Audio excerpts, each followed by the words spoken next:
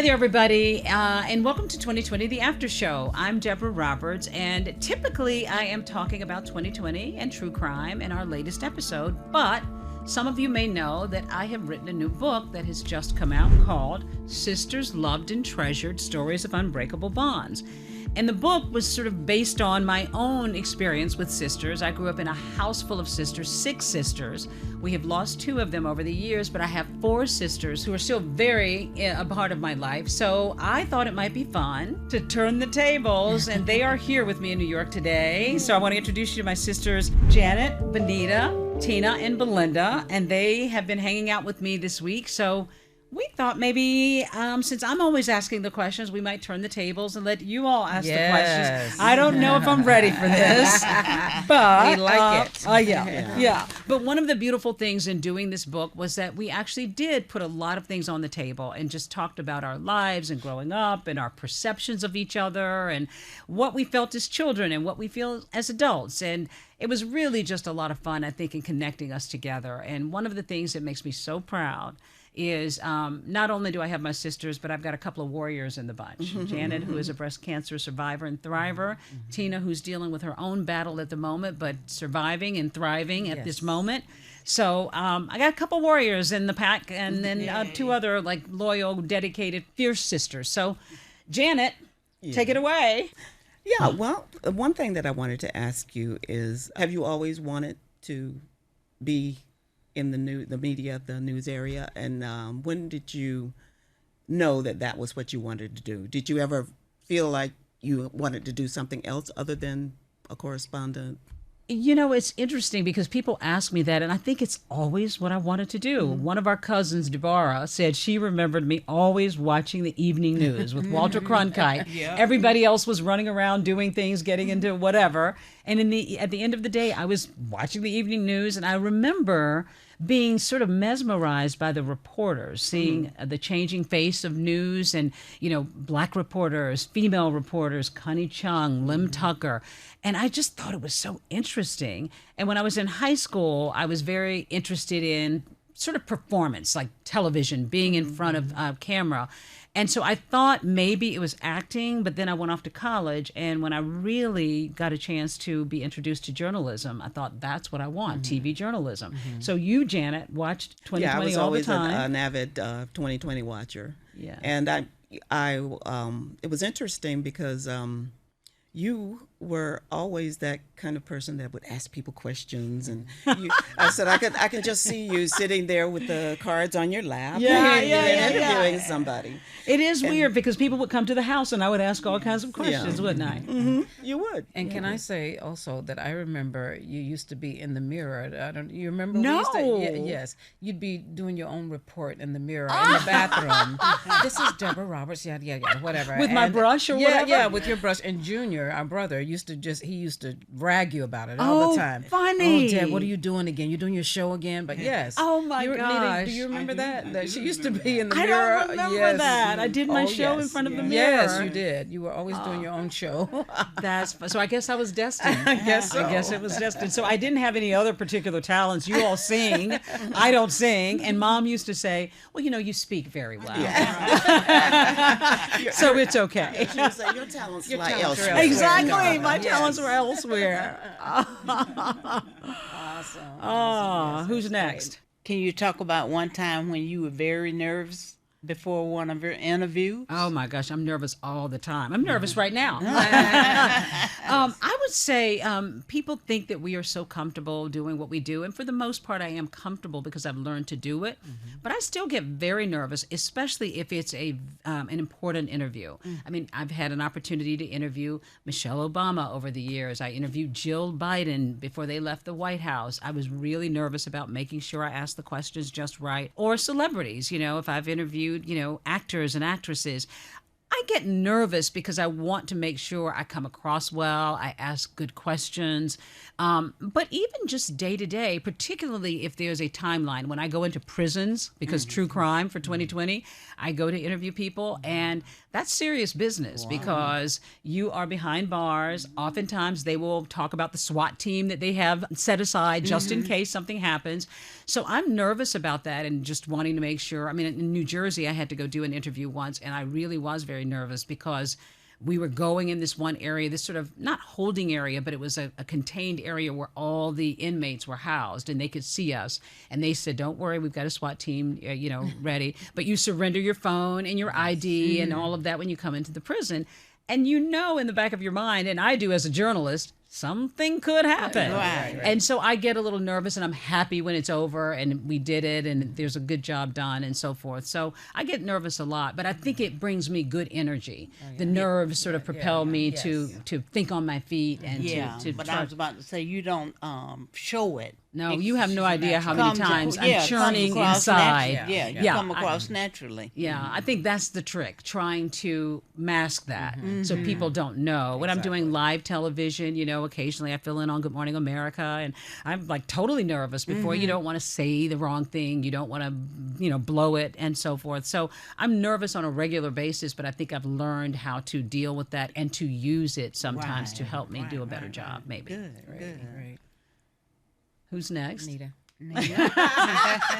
When we were children, this was always the case. Benita was always like, is it my turn? Exactly. I had in my mind that it was Fiend for some reason, so I was like, What I love is that our roles remain the same. I mean, we still make jokes and laugh about little things and little quirks that we have. Same roles. Okay, so I want to know if you have a particular story that you've worked on, over the years. I know there have been many, but that you were particularly proud of. Oh, wow. Well, I have a lot, and I think it changes all the time because I continue to do stories that now and again touch me, but I still think about the story that I did. I was on maternity leave, and I got a call from one of the senior producers and said, there is this story about this African woman who lives in America, Ethiopian-American woman, but she wants to go back to Africa to find her roots. She was given up as a child because she was injured and her parents couldn't care for her.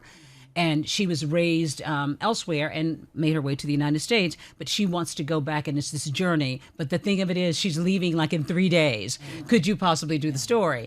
And I was like, I'm on maternity leave, and Al, my husband, said, you should do this. You should do this. What a great way to get back into it. So I, had to stop breastfeeding, and I had to get all my shots and so forth. And I thought, okay. And this was a story that we were just sort of going out on a lark. We didn't know if she would find her mom, and we didn't know where the story would take us. So it was just such an amazing story of by the seat of your pants. You don't really know what's going to happen. And then she did eventually. The mom was told in this village, and they walked and they made their way, and she was reunited with her mom. And that remains one of my most memorable stories because, as a Black woman, connecting with Ethiopia and all the people who were there, that was really meaningful, but also just this beautiful story of discovery. And then we won an Emmy Award. So I was that's a story that I still remember to this day. Obviously, there are plenty of other stories that we've done that are memorable. Just a recent true crime story I did with 2020 about a young mom who was abducted and killed, and the 911 system failed her. And that was a story that was really touching because she was so young and there were so many opportunities to save her and they didn't. So there are many stories that we do now that still stick with me, but that one was just memorable for a lot of reasons. Yeah. Up next, the lessons we share with the next generation, our nieces and nephews, dreaming big despite any circumstance. Stay with us.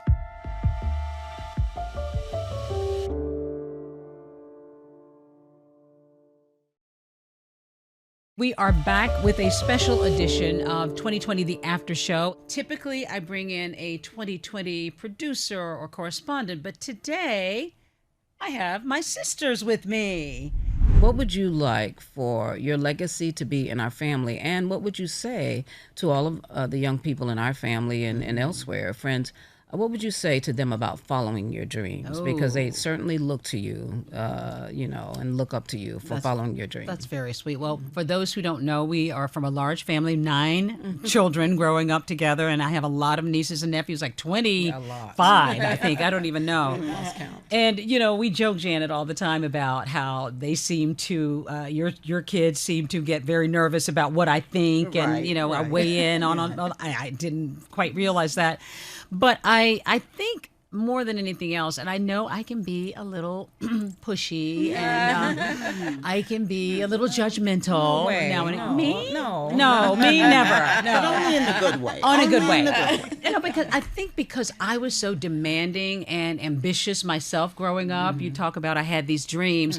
I want my nieces and nephews to have dreams, and I want them to think beyond. I mean, we grew up in small town Perry, Georgia, like 10,000 people, post segregation, and we really experienced life in a very small way. But I had dreams beyond the small town, and I wanted to do something bigger, and I just imagined that I could do it. And I think more than anything, I want to convey to all of my nieces and nephews to imagine, to think bigger. Don't just think about this particular career that would be nice and lovely. Maybe take it a step above. But I'm always that type of person, and I do it to my own kids. What about the next thing? So I like to encourage, and I do this when I go to colleges or high schools, to dream, and don't deny yourself the opportunity to imagine that you could do more because of your circumstances and your surroundings, but to think that maybe I can make my mark in a bigger way. Right. So I don't know. I mean, I guess I sometimes people see that as being a little, I guess, pushy, but. Well, I can say, to add to that, I remember, growing up, as you said, in a southern town, small town, we spoke country, and you encouraged me and you influenced me to, stop splitting verbs. And so now, I've become this grammar fanatic. Yes, you are, real grammarian. And with reading, you also encouraged me to, used to buy me books or, tell me to read and whatnot. And I used to hate it when I was growing up. Oh, stop it. Stop saying things about how I speak. But then I grew to love it. And you've had such an impact on your kids, too, in the way you think. Right. But remember when I used to, I would come home with all these ideas of things that were just exciting. And I trapped you and Benita and said, let's do yoga. Yes, and I made you, and you kept giggling and grinning, and I was so upset. I was like, "You're not taking this seriously. We're doing downward dog. What is wrong with you two?" Right. And you were like, "Yoga? Who cares? Who even knows what yoga is?" And I always came up with these ideas, and now I hope you don't think I was completely crazy. No, but we grew to appreciate it. Yes.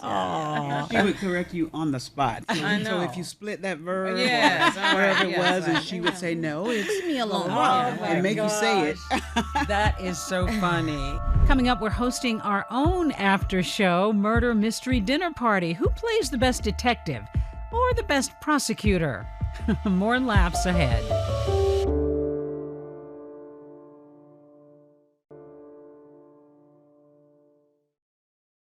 Welcome back to 2020, the after show. This has been so fun. It's been so great having you guys here and getting a chance to share my world in television, because you all know it. You've been here various times. You've seen little things, but to be able to see behind the scenes and to join this podcast, it means so much. Okay, so since we are a true crime show at 2020, and Janet, you have always been a true crime fanatic, I think. I know you've always liked the show, but even when we started doing crime, let's talk about who might be a sleuth, because when we do a lot of stories at 2020, there are a lot of citizen sleuths out there who follow true crime and will offer their thoughts to police. So who in the group would be the true crime sleuth, do you think? I think it might be me. Yeah. I know Kristen and I, and Your daughter. she's a police officer now, but I remember we'd sit and watch the true crime shows and look at as the story would unfold, we say, they might want to talk to that guy. They're gonna, because he's probably going to end up being the one. And true enough, the guy would be the one that would go back to the guy, and we're like,